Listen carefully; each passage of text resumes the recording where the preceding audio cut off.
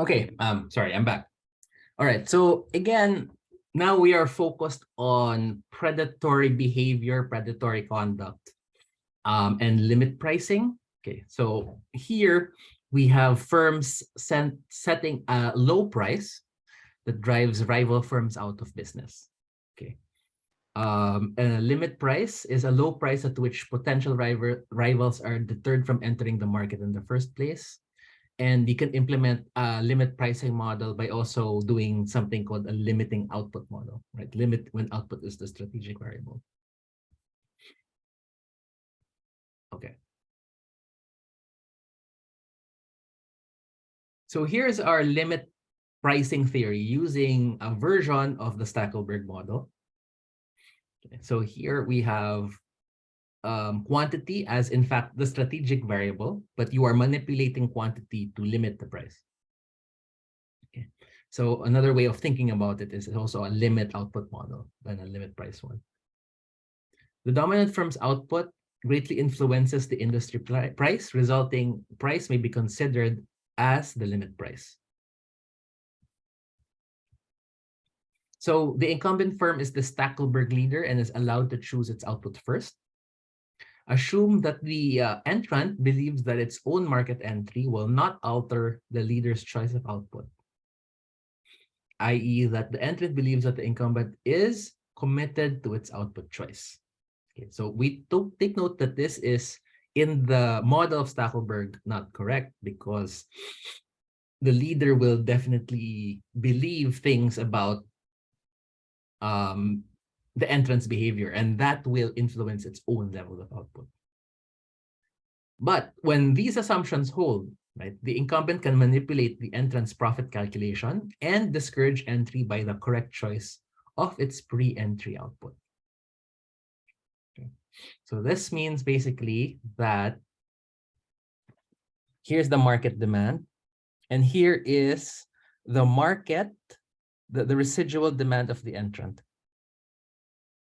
Okay. And what the Stackelberg leader can do is to produce so much, right, such that the residual demand by the entrant is very small. And it's so small that even if the entrant profit maximizes, which is just marginal revenue equal to marginal cost, the price for the entrant is just equal to its cost. Okay, so in this case, you've got an example here where here's the cost of the entrant, and the cost of the entrant is very much different from the cost of the incumbent. So that is one of the essential things here, that the incumbent basically has a lower cost because it's able to produce more. Okay, and in this case, the incumbent is able to produce so much, the residual demand is so small for the incumbent or for the entrant, and then the incumbent's output, when even as he profit maximizes, is just setting a price that is equal to the cost of entry.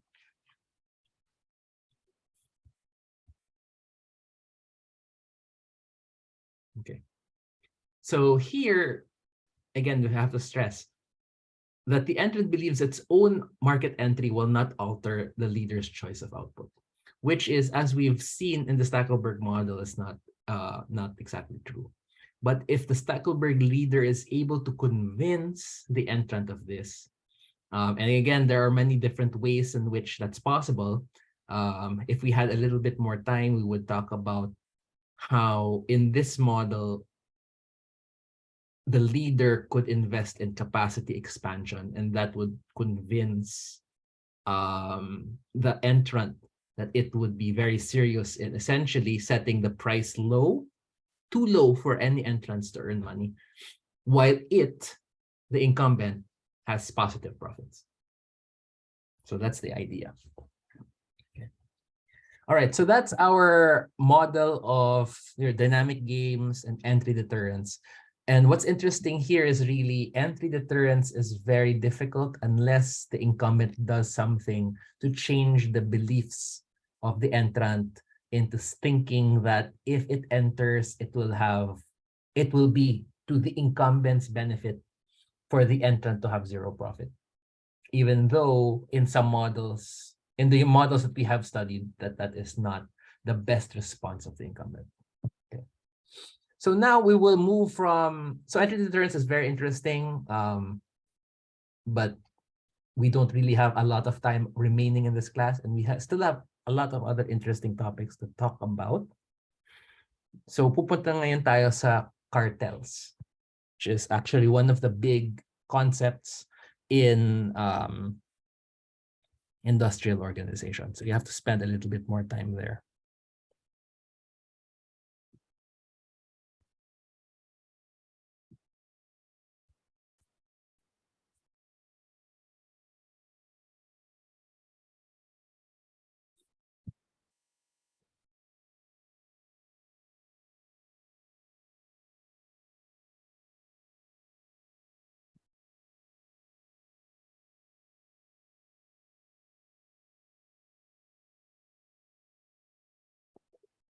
Okay, so now let's talk about price fixing and repeated games.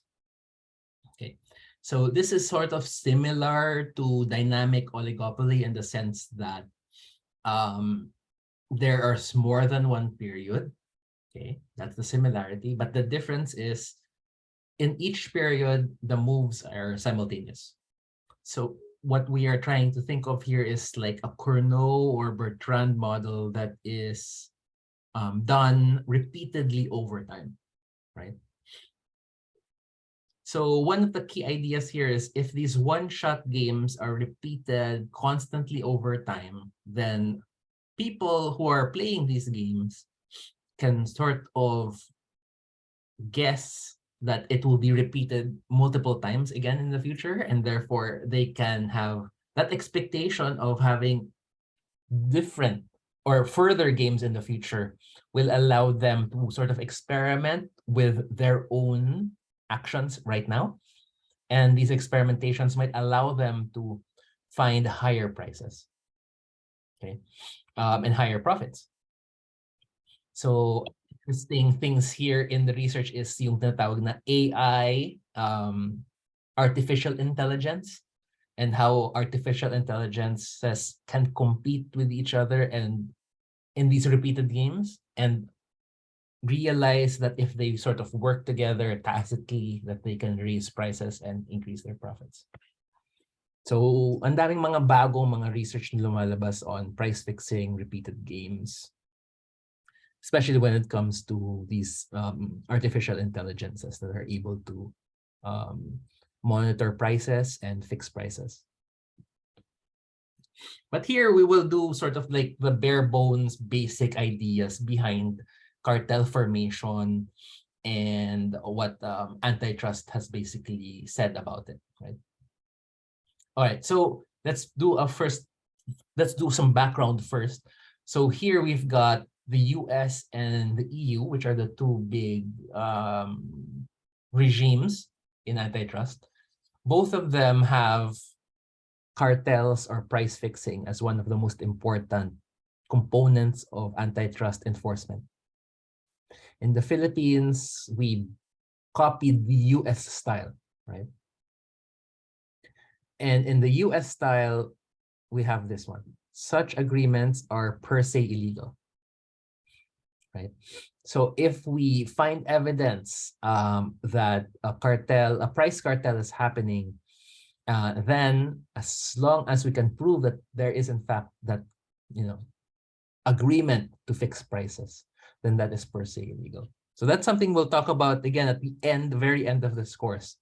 But here we can say that the PCC, the PCA, is basically also follows this idea that price fixing cartels are per se illegal.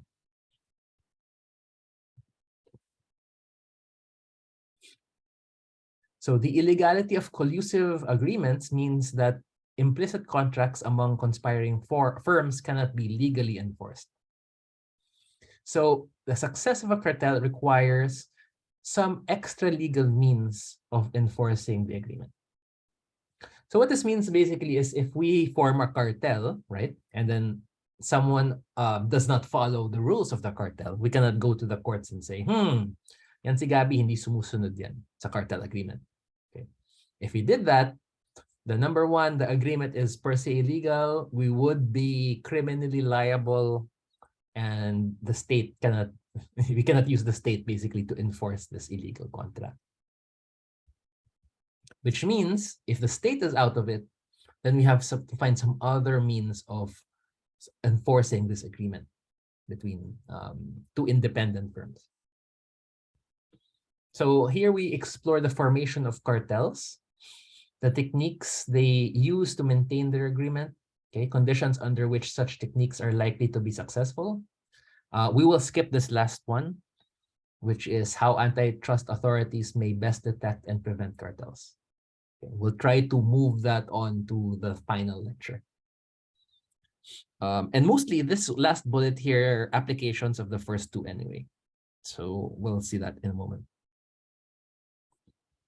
So when you're in this cartel situation, you are in what's called a prisoner's dilemma style game, where extra profits to be had if each firm cooperates and produces to approximate more closely the monopoly outcome. So here I say, remember the Nash equilibrium of Cournot? And we said that the total output in Cournot is greater than the total output in the monopoly outcome. That happens to be the best response of these independent firms to each other's likely best responses, right? So that's why it's called the Nash equilibrium. Ngayon, what this bullet is saying is that if we sort of move beyond that simple independent best response, if we realize that in the future we'll play this game many, many, many more times, then we might come to an agreement and say, if we restrict our output even more, closer to the monopoly outcome, that will increase the prices for everyone, and that will increase the profits for everyone. So unfortunately, the price or output choices for the monopoly outcome, not typically a Nash equilibrium. Okay, so consider the following examples. Bertrand model of price competition with identical products. So the Nash equilibrium is a price set equal to marginal cost. They could both set the monopoly price and enhance both their profits. So they can just agree, okay, look, instead of setting price equals marginal cost, let's set it equal to the monopoly price, maximize industry profits. If one sets the monopoly price, the best response of the other is to undercut and completely get the market at that price, which is slightly lower than the monopoly price. Okay. So, bumabalik na naman tayo dito sa best response. It's the same theme as the entry deterrence, right? In entry deterrence, usually entry deterrence is not that dynamic Nash equilibrium, because once entry has happened, you will want to accommodate. Okay, so in the same thing here is once we agree that the monopoly price is our common strategy, everyone will want to not do it. Okay, so these are very interesting. So game theory and Nash equilibria will allow us to sort of reject these simple stories of both entry deterrence and price fixing. Yeah. So it's not very easy to deter entry, and it's not easy to set prices such that you are doing it in a cartel situation, elevating prices too high. Okay. Normally, if you don't have any sort of, help from the state to guard or to validate your agreement, as we just discussed. Also, another example is the Cournot model, which we also talked about along the way. If one firm cooperates and produces 1/2 monopoly output, expecting that the other person will produce 1/2 monopoly output, the best response of the other is not to do that, but to produce more, right? And therefore drive the price below monopoly level. So both of these we talked about in those models, which would lead us to a prisoner's dilemma, where each one would like to not follow up or follow with the agreement and would like to renege. Okay, so here we have this simple prisoner's dilemma style game in a price fixing agreement, linear demand. Okay, This is a Cournot model, 150 minus Q1 minus Q2. Constant marginal cost of 30. If firms enter into a price fixing agreement, they will earn a maximum industry profit by agreeing to cooperate and achieve a monopoly price of 90. Okay. Market demand is 60 units divided by 2. So if the price is 90, demand is 60, 30, 30. Profit for each is 1,800. So this is the both of us cooperate and set the monopoly price action, right? Setting the quantities that will give us the monopoly price. In Bertrand, cheating on the agreement by either firm is attractive as only a trivial price cut is necessary for either firm to steal the entire monopoly market and double its profit to 3,600. In the Cournot case, the temptation to defect is weaker. If firm 1 produces 30, firm 2's response is 3/4 of more of that than 3/4 of the monopoly output, which is 3/4 of 60, which is 45. Now you have 75 units of output, which is greater than 60. The price falls to 75, and each firm now makes 45 on each unit, with the result that the cheating firm earns 2025, a 12.5% increase over its profit in the joint monopoly outcome. So, mas mataas yung reneging dito sa cheating sa Bertrand. 3,600 versus 2,025. So here you have two different normal forms of the game, one for the Bertrand and one for Cournot. Okay. So first, let's talk about Bertrand, cooperate. That means they both set the monopoly price. Both will get 1,800 here. But if either one defects and the other cooperates, then, right, here and here, and if both of them will defect, this should be like 0-0, right? Very small profits. So here the incentive for firm 1 to defect, given that given that 2 cooperates, is so strong. 3.6 versus 1.8.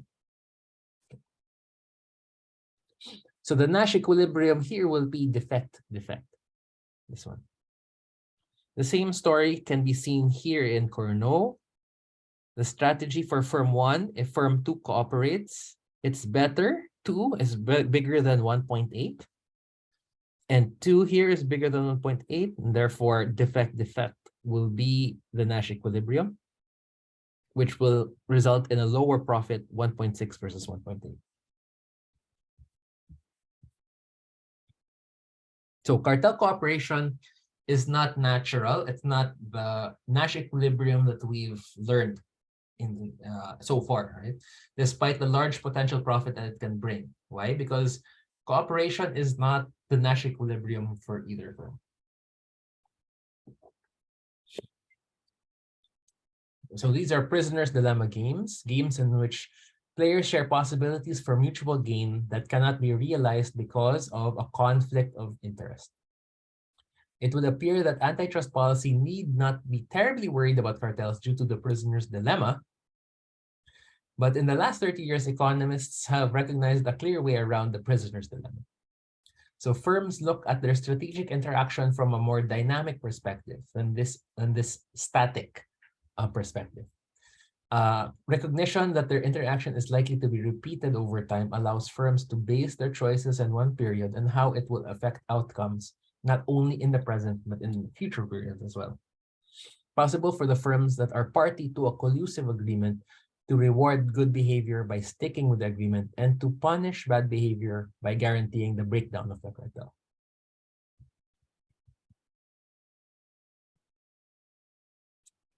So let's delve a little deeper into this idea. Suppose that firm 2 thinks a bit forward, knowing that its interactions with firm 1 are going to occur several, perhaps many times. Firm 1 has indicated that it will play cooperatively so long as firm 2 does play cooperatively. But once firm 2 defects, firm 1 will never cooperate again. Okay. So this is basically sort of a dynamic plan or dynamic strategy by firm 1. So it is something that it will commit Two, as a set of actions over time. So it's not just a one-shot situation. Cheat on cartel and get up to 2025 or 225 increase in profits, but the cartel falls apart and thereafter revert back to Cournot equilibrium of 1/6 per period. So earn 200 less per period than if I had not cheated. Depending on how firm 2 discounts future profits and how credible firm 1's punishment actually is, the short 1-period game of 225 may be offset by the loss of 200 every period thereafter. So remember, what happens here is that if I defect, yes, I get a 1-period gain of 225. But in the future, because the threat is he will go to the Cournot equilibrium, which we know from studying the Cournot equilibrium is that's the best response. So it's not, so in this case, the threat is credible because you're going to an equilibrium quantity, a Nash equilibrium quantity. And by doing so, you lose 200 every period thereafter. So this 200 every period, depending on how long we play the game, may be greater than 225, especially since you will have to discount the 200 because profits in the future is less than this. But depending on how large or how small that discount factor is and how long we play the game, then it's possible that this loss of 200 is greater than this temporary gain of 225. So moving from a static 1-period game to a repeated game may alter a firm's thinking in a manner that raises the profitability of cooperative cartel behavior. When market interactions among firms extend a number of periods, there is a possibility that cartel members are able to retaliate against defectors. Because potential defectors will anticipate such a reaction or retaliation, this punishment is a deterrent. Now, the formal description of a strategy for a repeated game can be quite complicated. So current and future actions are now conditional on past actions and on previous plays of the game. So 2-player, 2-action Cournot game played 3 times in succession. The third round, 64 game histories are possible. So solution strategies. Critical concept is the Nash equilibrium. A critical factor is whether the interaction is repeated either over a finite number of periods or perhaps a large number of periods, or whether it goes forever indefinitely.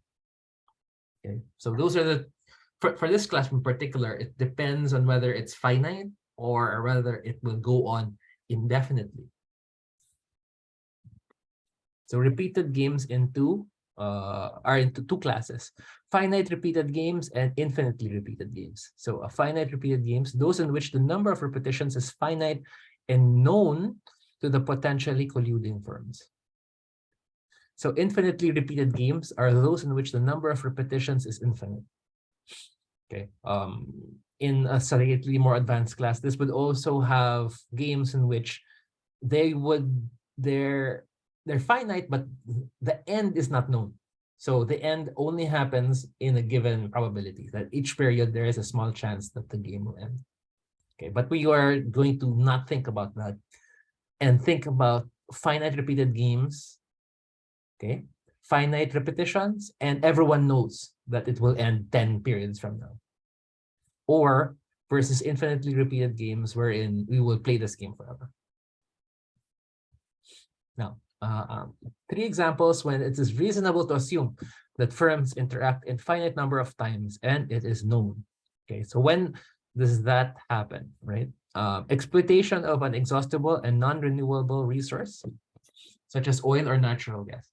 So we know that there is a set amount of oil or natural gas in the land. So therefore, as we are taking it from the ground, right, we know that we won't be doing this forever because it's exhaustible. So firms with that operate in the market with proprietary knowledge protected by patents. The reason being is that patent protection is typically 20 years. And knowing that, then at some point, patent protection will go away and it will be a different kind of competition from there on in. So in finite, the period in which we are protected by patents, for example, that's an example of a game in which we are going to play a finite number of times, and the end is known by everyone. And finally, changes in management teams will likely change the game, and assuming that this can be foreseen. Okay, so again, that's important. We need to know the number of times, and it's known by everyone. What happens in a one-shot game gives a good idea of what is likely to happen in a repeated game with finite repetitions. So extend the Corno game from 1 period to 2 periods. The 2-period game will have the same non-cooperative outcome in each round as the one-shot game. Okay. So that's interesting. So even if we extend it to 2 periods, the repeated game will have the same Nash equilibrium as the one-shot game. Okay. So that is something that you'll see in these finitely repeated games, and that even if something is repeated, as long as the end is known, then the non-cooperative Nash equilibrium, the usual Nash equilibrium that we've been learning, is still the Nash equilibrium of this extended dynamic game over time. Okay, so let's see first how that might happen. Consider the following trigger strategy for firm 1. First, play cooperate, which is we both set the monopoly output. In the second play, cooperate if firm 2 cooperated in the first play. Otherwise, you defect and you go to the Nash equilibrium of Corno, or whatever the model is, the Nash equilibrium, in which case profits will be lower for everyone.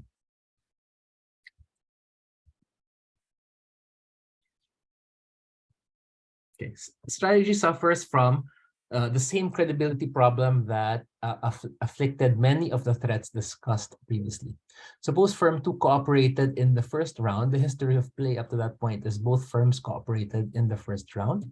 When firm 2 considers the payoff matrix for the last round, it will note that regardless of firm 1's promise, the dominant strategy is not to cooperate. Okay. The dominant strategy for firm 1 in the last round is not to cooperate. So this breaks firm 1's promise, but there is nothing that firm 2 can do subsequently to punish firm 1 for breaking its promise. Right?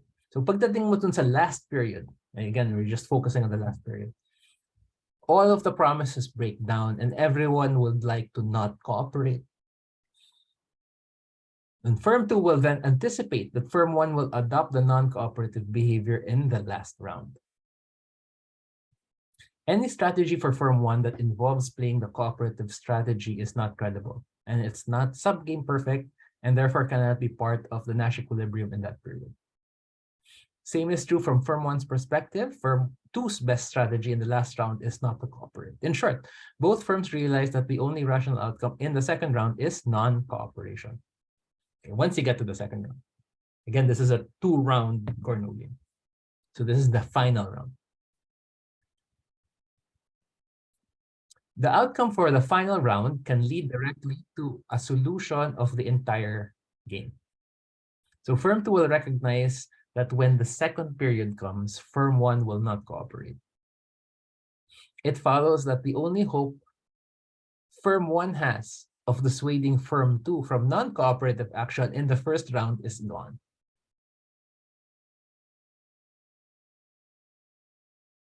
Okay, so think about that a minute.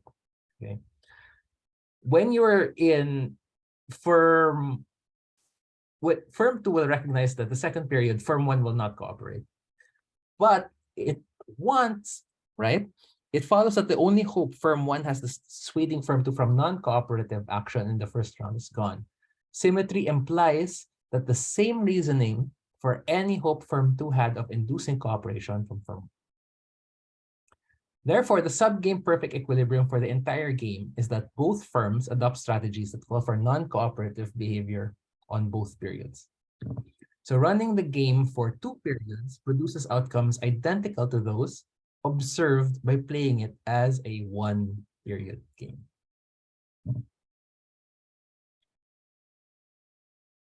So whether the number of periods is 2, 3, or 4, or t, the same idea is there, right?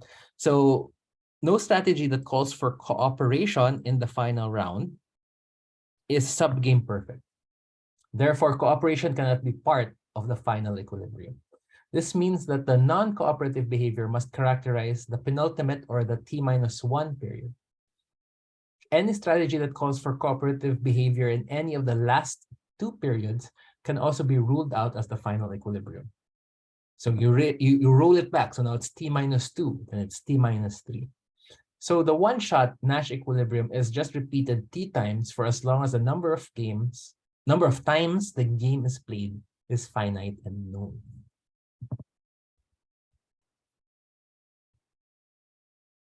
Okay.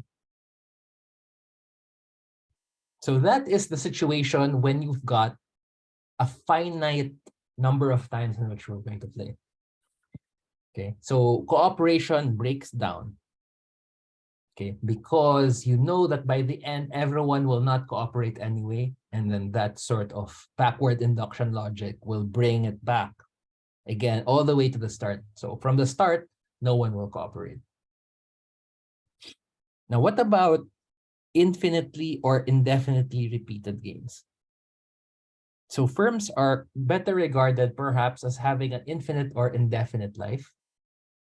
With infinite or indefinite repetition, the argument that cooperation is not in equilibrium in the final period, and therefore not in the previous periods, fails since there is no final period. Okay, so there's no final period, so there's no period where you're sure that everyone will not cooperate. And therefore, that argument that we had earlier, that at some point you know that people will not cooperate, that fails. As long as the probability of continuing to another period is positive, there is a probabilistically speaking reason to hope that the next round will be played cooperatively. So there's reason to cooperate in the present. Whether that motivation is strong enough to overcome the short-run gains of defection or can be made so by means of some reward and punishment strategy will depend on certain key factors. So now let's think about this infinitely repeated game or indefinitely repeated game. Okay. The formal analysis is the following. So firm valuation of a profit stream of indefinite duration, it will apply a discount factor of R to the expected cash flow. Okay, so that means a discount factor means you will make the future values become smaller in present value terms. So a 1 peso tomorrow is worth less than 1 peso today. And in particular, it's worth R pesos today, where R is less than 1. So profits is pi, profits at each play of the game. P is the probability that the market interaction will continue to the next period. Okay. P is the probability of reaching period 1, P squared, P cubed is the probability of reaching periods 3, and so on.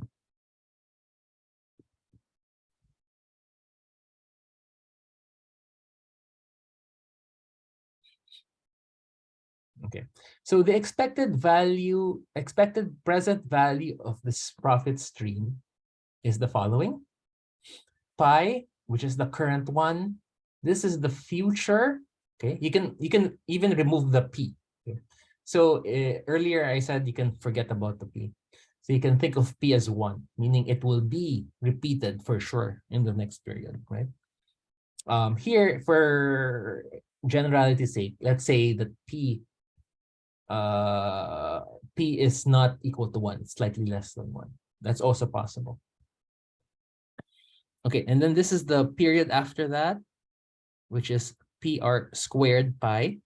Okay, and then R cubed, R to the T, and then infinity. So this goes on forever, literally. Evaluate this. You rewrite everything as the following. You just take out the R or the PR. The terms in brackets here is just equal to VT.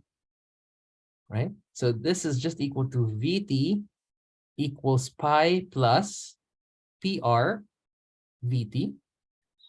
So you can literally take the VTs together and get VT is equal to pi divided by 1 over PR.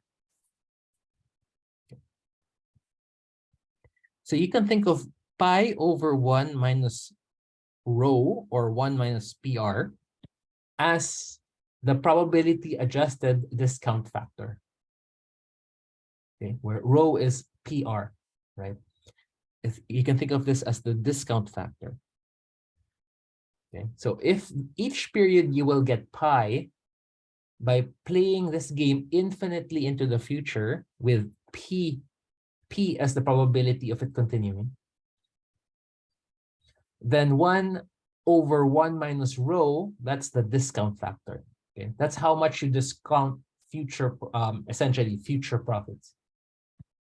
And this is the value of profits under cooperation, because here you're cooperating indefinitely into the future. The product of the interest rate and the belief that the whole, well, that's what the discount factor is. It's the product of the interest rate, R, and the belief that the firm holds regarding the probability that the market will continue to operate. So for simplicity's sake, you can think of P as equal to 1. So for sure, magkakaroon ka ng interaction in the future. So it's an infinitely repeated game. Now, in infinitely or not indefinitely repeated games, many variants of the trigger strategy that would not work in the finitely repeated game will work in the infinitely repeated one. So here's an example. Each player promises to play the cooperative game, right, Monopoly Profits, upon which all players have agreed as long as the history of the game to that point does not reveal any defections. If a player should deviate, then the trigger strategy player promises to revert to the one-shot Nash equilibrium.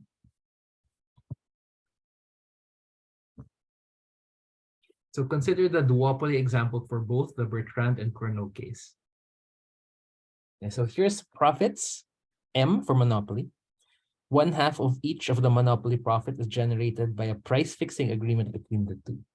So this is the cooperative profits. Profit D is when someone deviates. Okay. Profit N is the non-cooperative Nash equilibrium profit to each firm. Now, the deviation is greater, the one-time deviation is greater than the Monopoly profits. Okay. And the Nash equilibrium is less than both of them. In particular, it's less than the cooperative profits. Okay. So we've seen this before in the earlier slides on the normal form of the game. So let's think about a trigger strategy in this infinitely or indefinitely repeated game. Period 0, cooperate. Period t greater than 1, cooperate if both firms have cooperated in every previous period. Switch to Nash forever if either player has defected in the previous period. So this sort of strategy is something we tried in the finite game, which failed. And now we are trying it in the infinitely or indefinitely repeated games. And you'll see that this has a chance of succeeding. So a firm whose rival is following the strategy is facing the following. So you continue to cooperate and earn the monopoly profit, or you defect from cooperative play and earn this for one period, but then this one in every subsequent period, because that defection will trigger the rival to move to the non-cooperative equilibrium. So let's see what would be better, to cooperate indefinitely or to defect one period, have that higher profit, and then have lower profits for the rest of the game. So these are the present values of profits from sticking to the agreement. Okay. So this is the row is already that probability discounted factor. Or you can just think of this as the usual, if the probability of continuing in the future is 1, then this is just equal to the interest rate R or the discount factor R. Okay. So this is something we've already seen before. What is the value of this? Which is just this guy. Right? This is the value of cooperating, which is profit of at the monopoly level times 1 over 1 minus rho, which is the discount factor. The present value of profits from deviating, okay, is the following. The first period has this D, so notice it's different. But in every subsequent period, it's now N. So you can simplify this as PD as the first period. And then here, in this period, it's rho times pi N times 1 over 1 minus rho, which is essentially the discount factor, the same discount factor as here. Okay. So cheating is not profitable. That is, VC is greater than VD. If this is true. So multiplying both sides by 1 minus rho and simplifying gives you the following. VC is greater than VD if this is true. So you multiply both sides by 1 minus rho. So the 1 minus rho is now multiplying this one, the deviation profit. You simplify it further, then that will give you an expression for rho. Okay, rho must be higher than this one, which is profit deviation minus profit monopoly divided by profit deviation minus profit Nash. If the rho is that big, defection on the cartel does not pay because VC is greater than VD. So what you would need, apparently, if you are playing an infinite or indefinitely repeated game, for the agreement to be a Nash equilibrium, right? Given this trigger strategy of having a Nash equilibrium forever if you defect, is your discount factor, rho, which again, something discount factor. It's here, right? This rho must be sufficiently big, right? And if rho is big, what happens to 1 over 1 minus rho? It's also big, right? Because 1 divided by a small number, because rho happens to be larger but less than 1. So 1 over 1 minus rho becomes very big. Okay. So that makes VC very attractive. Okay, because that blows this one up. Okay. Meanwhile, if rho becomes very close to 1, then yeah, that will blow this up. But then pi m is greater than pi n. So this will be bigger than this. When rho goes closer to 1, this deviation profit will become very, very, very small relative to these profits here, which are the profits that go on to perpetuity. So that's what the idea of this is. If the rho is big, right, then that means that future profits are more important than the present deviation. Okay, so this is where we'll end the lecture. We'll continue with price fixing next week. But I would like to ask the group if there are anyone who would like to show some plots in next meeting.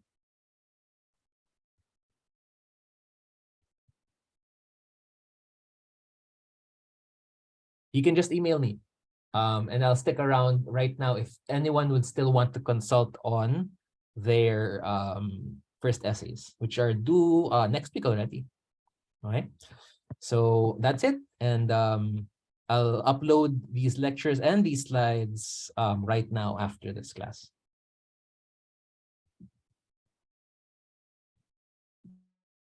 Thank you, sir. Salamat din. Ingat. Thank you, sir.